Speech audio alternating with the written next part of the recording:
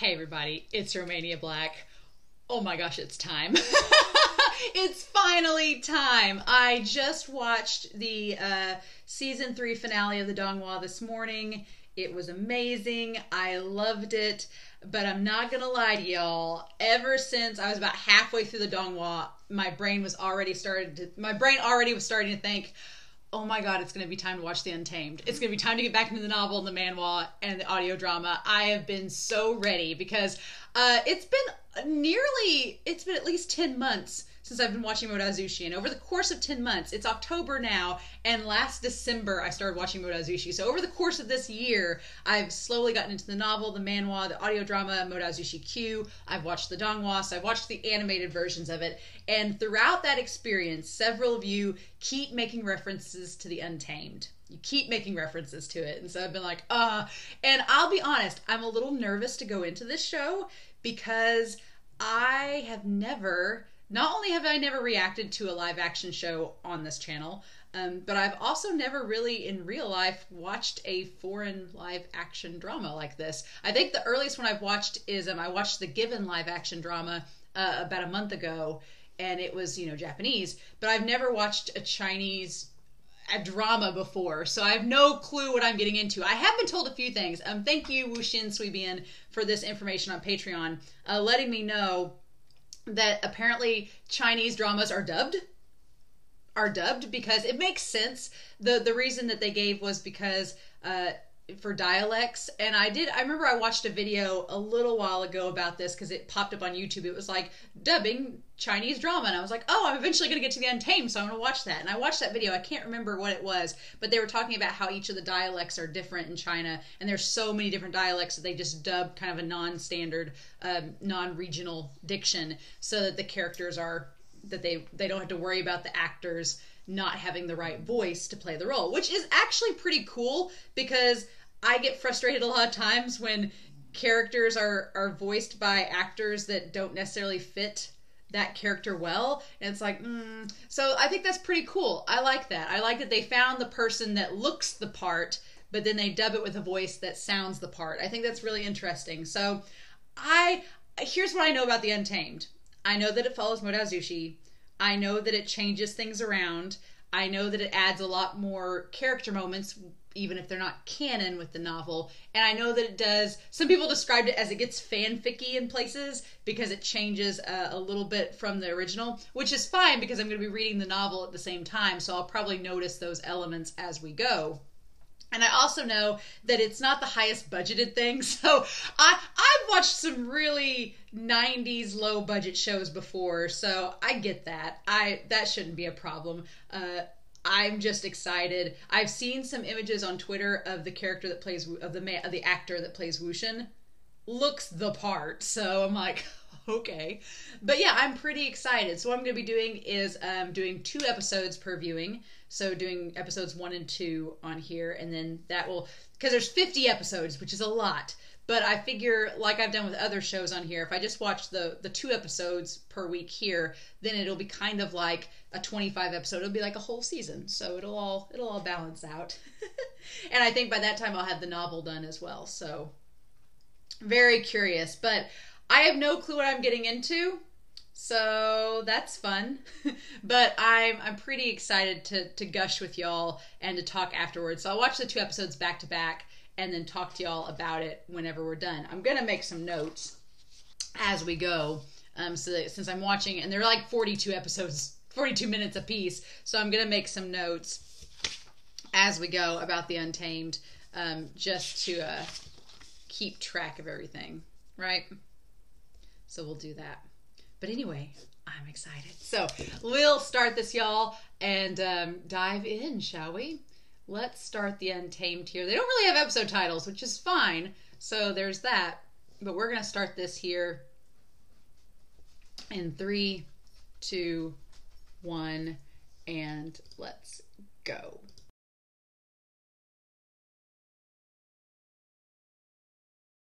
Oh, this was great. This was great. Oh my gosh. Okay. All right. So I grew up watching, my mother was a big fan of soap operas, And so I grew up watching like All My Children, like Days of Our Lives, Young and the Restless, General Hospital, like all those soap operas of U.S. Western culture. So a lot of these elements of the Untamed so far are very soap opera-y. It's like a fantasy soap opera, but it's great because it's just like, first of all, the actors that are playing this are exactly what I imagined the actors, especially Wuxin's actor.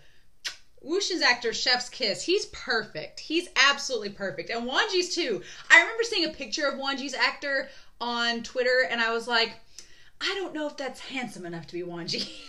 But the atmosphere that he has, the stoicness, everything that lends to it, it's exactly like his temperament. It's exactly like Wanji in the donghua. So I'm like, okay, I'm all on board. I like how they make Ling and Chang look like they're related. They have very similar facial structures. They look like they'd be uncle and nephew. Yanli is adorable.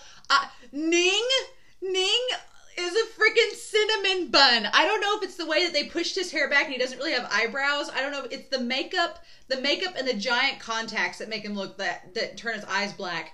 The makeup and everything. He looks like a cinnamon bun already, and he's not even said 2 words. I'm like, oh, Ning, he's perfect. But what I love is that the actors, like even Sijui and Jingyi, as soon as I saw them on screen, I was like, oh, that's who they are. Like, it's amazing. And we got Yang.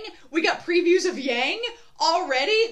I was thinking about watching The Untamed right around the time I was reviewing the novel before season 3 came out. I was thinking about starting The Untamed then, and several of you said, oh, no, you'll get spoiled by a character if you watch the first episode. And I was like, okay. But I feel like I could have watched it now. In hindsight, I feel like I could have watched it because at the time I wouldn't have known who that was. I would have had no clue who the guy was. But I would have just thought that was odd that he paid off, him to teach. The only thing I'm not sure about was that Shishin? Or was that Shirin? Was that Shirin the uncle? Or was that just some guy that was lecturing them that got paid off? I can't figure that out. That's interesting. But the fact that it was Yang, if it is in fact Yang, the black with the gold trim and the fan, I think I'm going to like the live action version of his character. Yes, indeed. And we really, to be honest, we get into his character pretty early on because the novel, I'm only on chapter 30 at this point out of 120 chapters, and we're already at E City, so we're going to get that fairly early on, which is cool. It seems like this show is following the novel more than the donghua. I know there's changes later on, I've been told, but this is following more the novel. And there's several parts in the novel that the donghua doesn't show that this does showcase, like the cultivators and the nets, and the girl at the mountain, Yan at the mountain, a lot of it. And I like that they cut some corners, because in the donghua, the fight with the mountain goddess, the fight with the statue is really epic and drawn out because you can animate it, so it makes sense. You can make that look better. But here, I thought the claymation stop motion work on the statue was actually pretty cool. It was very creepy, and it looked kind of like just otherworldly. I really liked it. But I made some notes. Yeah. So at the very beginning of this, the interesting thing is they correlate the gossip with the last scene of Wuxin. And in the donghua, we just see Wuxin in the shack and it exploding, and we assume he just kills himself. And that's what we're led to assume. I haven't got to that point in the novel, so we don't know for sure. But in here, he's like dangling over the cliff, and I'm assuming they've changed that from the novel. But there he's dangling over the cliff, and Wanji grabs him, and then Chang supposedly stabs him, and he falls off. I don't know. We're not shown that. They show it again at the very end of episode 2, and it almost makes me believe that's not what happened. But because one, why would Chang keep searching for him if he actually stabbed him? Why would he keep searching for the body if that was the case? And two, we know that Chang loved his brother. He didn't actually kill him in the novel or the donghua. So when they bring it up at the end of the episode, and they're like, well, it can't be Wuxin because you hit him with Zidian and his soul didn't come out. So we know that it has to be Mo Jianyu. And he's like, well, we don't know that. And they're like, well, you killed him. So he's like, because Chang says, how do you even know he's dead in the first place? And they're like, because you killed him.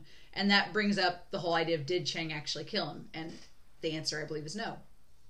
But yeah, Wuxian's confusing coming back to life in the first episode. That was really well done. I just love the actor that plays him. His facial expressions and like his just little nuances that he does with his face and like when he's like thinking about something. You would think that being pensive would get boring after a while because he's constantly internally monologuing. But Wuxian's actor makes it very, very fun to watch him like reason through things, and like his facial expressions are all crazy, and his pining face for Wanji. And him grabbing his hand at the end. Yeah, there's gonna be a lot of fangirling in this, so buckle in. I'm sure. But yeah, and then Sisui, the actors and looks and everything. And it's kind of hinted at in this first episode. Sisui hears the melody that Wuxian's playing on the leaf, and he's like, that sounds familiar. It sounds like it's from Gusu, but also it's like... it's previewing, foreshadowing early on that it's actually Yuan, which is great. But oh my gosh, the flying through the air, the acrobatics, everything. There's parts that are a little cheesy, but it's a soap opera format, so you kind of it comes with the territory, right? It comes with the genre. I'm more interested in the conversations, and I'm curious to see what all gets adapted from the novel, what they expand upon. But the actors' chemistry with each other is really cool. They all have instant chemistry. The Wuxian and Wanji, it's just like, it's already there. I'm like, okay, cool. I'm strapping in to watch this. Fine. Because that's the one thing I was worried about going into this. I'm like, Wuxian and Wanji are the core of this story. And if those actors don't have chemistry together, it's not going to work. They have chemistry. And so I'm like, okay, cool. You got me on board.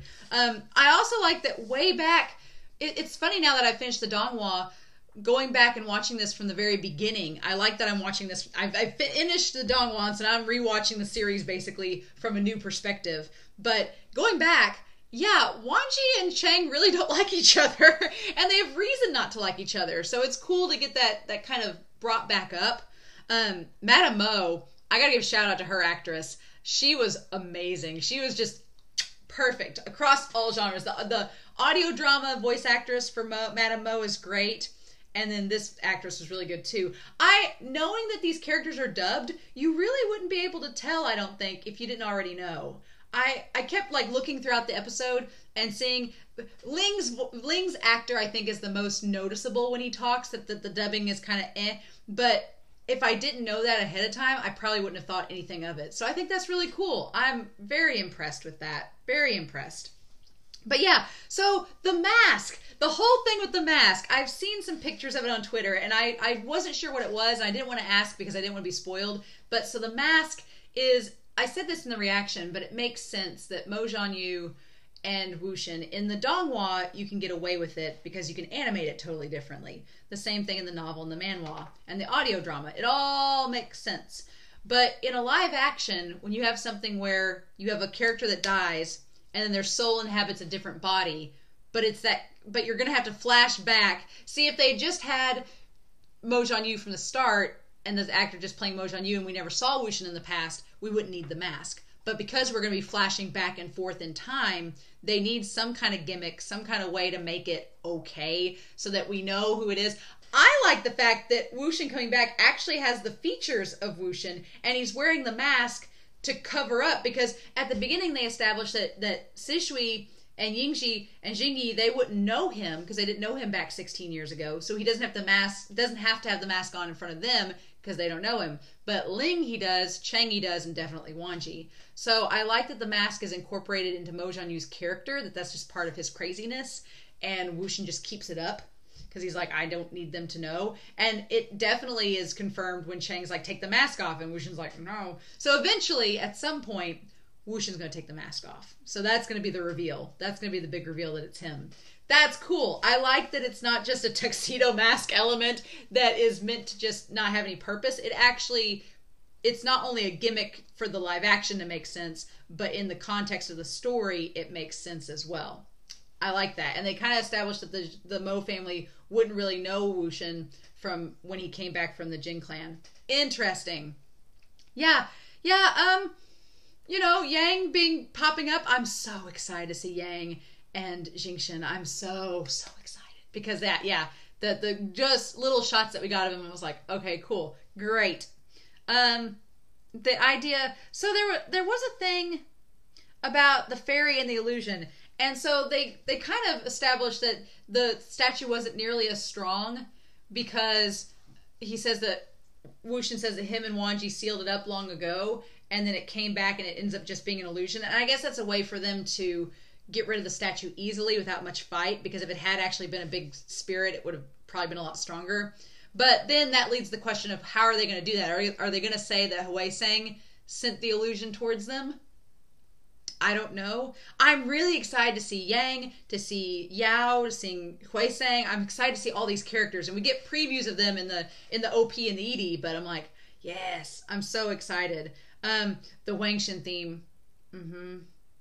I was waiting for it. I was wondering if we were going to get that this episode, and we do. And then grabbing the wrist, like, it's so good. It's so good. It's so good. Yeah. So I like that not only do they establish that Chang may be lying about killing Wuxin because he actually cares about Wuxin and, you know, doesn't want to admit that he still has those feelings for him, but it's also a way for Chang to save face.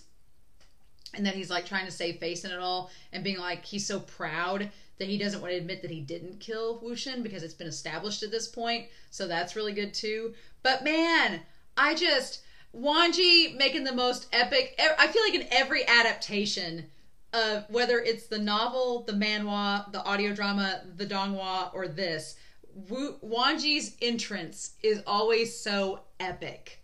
And I love it. I was wondering how they do the whole zombie effects. I wondered how they were going to do that. And so they kind of do like the neck, the black lines on the neck and everything. And they do the white eyes and everything. Except for Ning. Ning's got the black eyes. So I'm curious. I'm curious when we get to Mingzhu and Song if them as zombies are going to have the black eyes too. Or if that's just going to be a Ning thing. Already getting King in this? Already getting King? Right off the bat, I was like, really? We're getting her this soon? And Mention of the Winds? Okay. She looks gorgeous. I'm really excited to see that part of the story. But yeah, so good so far. I love it. But yeah, just everything getting brought in from the novel, and they've made little changes to kind of fit with the adaptation, but everything so far is like pretty streamlined with the novel. So I'm very curious to see. I feel like this adaptation is going to go more towards the novel than it is the donghua, which is cool. And that's going to be fun to get to as I'm reading the novel, that we get to all these things. I feel like as I'm getting through the novel, it's going to be juxtaposed with this show. And that's going to be really cool to see what's similar and different at this point. Right? So, that's so exciting. That's so exciting.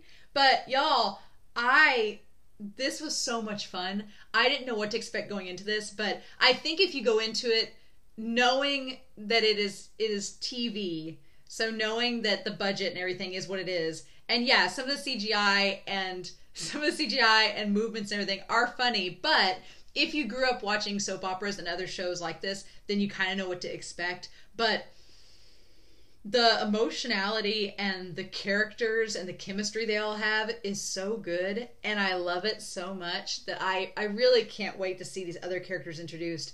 And I've been told that this series expands on those relationships even more, and I'm really excited to see that too, because right now it's pretty beat for beat, because you gotta be, but I feel like in all adaptations everything's very similar. And it's going to be where it all branches out, like from here on in. I was surprised we got the flashback this soon, because it looked like Wuxin was fainting. And so in the novel and in the donghua, Wanji starts taking it back to Gusu. Although what they could be doing is Wuxin faints and Wanji puts him on top of Apple and starts taking him back to Gusu. And when Wuxin wakes up, he's going to see that he's headed to Gusu. I kind of wanted him to hear Wanji say he was bringing him back. But maybe we'll get that. Maybe we won't. But that would be a convenient way to get him back in that situation. Going back to Gusu. Oh, man, y'all. And then we got the Paper Man. We got the Paper Man introduced. In the donghua, it was a leaf. It was a little leaf that was on Baby Ling's back. And that's what Chang got. But here it was the Paper Man. So I'm like, are we go get Paper Man shenanigans? And then obviously I know that the donghua got so much past the censors. The donghua this season especially was like, screw it, we're doing whatever we can to get past the censorship. But I've heard that this is definitely more, it makes sense. Usually a live action is more mainstream, so they can't do the things that I'm sure the donghua has done. So for me, it seems like it's going to be more like the glances, the hand touching, the little gestures, things like that. I'm fine with that.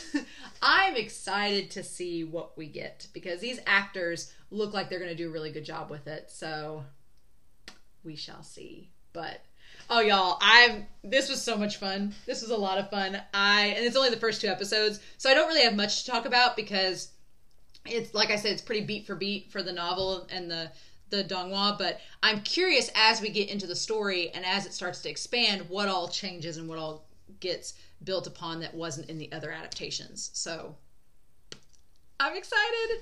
But yeah, so in any case, I hope you all enjoyed this reaction. I'm pretty excited to get into this now. Now that the donghua is over, it is going to give me something to look forward to in addition to the novel and the manhua. So Mo Dao Zu Shi Mondays, we're still chugging along, y'all.